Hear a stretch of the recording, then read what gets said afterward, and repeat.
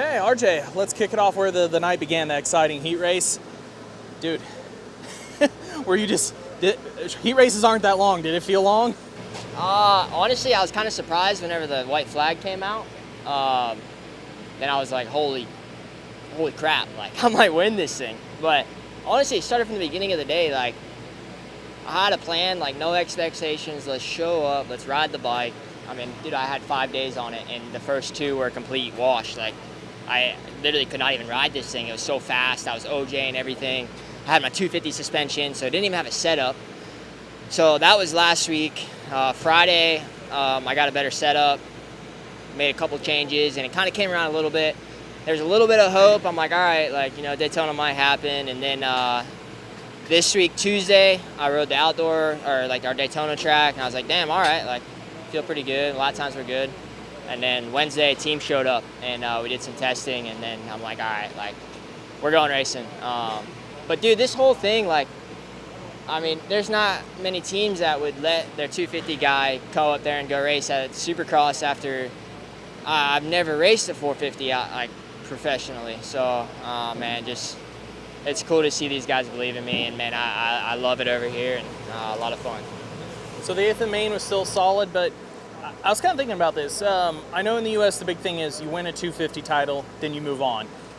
Europe, it doesn't always work like that, and we've seen a good amount of guys come out of MX2 that are good but don't get the title done, go to 450 and be good. Does this make you think at all about pushing a 450, or do you kind of have that business unfinished mentality with the 250? I mean, I don't have an ego, so that's the big thing for me is like, man, I'm gonna show up whatever bike I'm on and do the best I can. People say they ride a 450 better, but I truly do think I ride a 450 good, and outdoors is where I really ride it well, and I feel like I can do more outdoors than what I can do Supercross. But I don't know, man. Like, I did just get an offer from these guys before this weekend for a 2-year 250 deal with a 450 option, but my stock just went up a little bit after tonight. Even my main event was solid, but I had a lot of respect for the guys. Like, you could tell I was kind of moving over a bit, and moved over for one guy, and 2 guys got me, and then Kenny trusted me a lot coming into a corner, and like I checked up, let him have it. But man, that was our goal, to come in here, and I never put a position on it, but I was like, look, let's learn and try to be better. And for the 5 days I rode this 450, it's a lot to handle. It's fast as hell, but I feel like I'm actually learning how to test a bit and get the bike where I want it.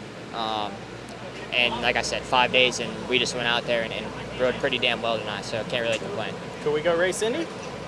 I think they're building my race bike right now, but there's a chance. I don't know.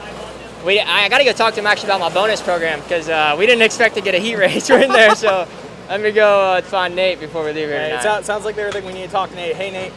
Second year of that contract, let's just make it 450 guarantee. No, I do feel like I need to win on a 250, and I think Austria wants that also, but hopefully I did prove tonight that I do have worth on a 450, and I can go racing on it, and I can represent their brand well. And that's another thing, was I was coming here, and without Malk, I mean, Rockstar and Husqvarna, they needed someone to be out there and hopefully get a lot of, you know, publicity, and I you nailed it. Yeah, I was the storyline tonight. So, yeah, I didn't crush the main event, but the rest of the day was pretty solid. So, yeah, stoked on the night.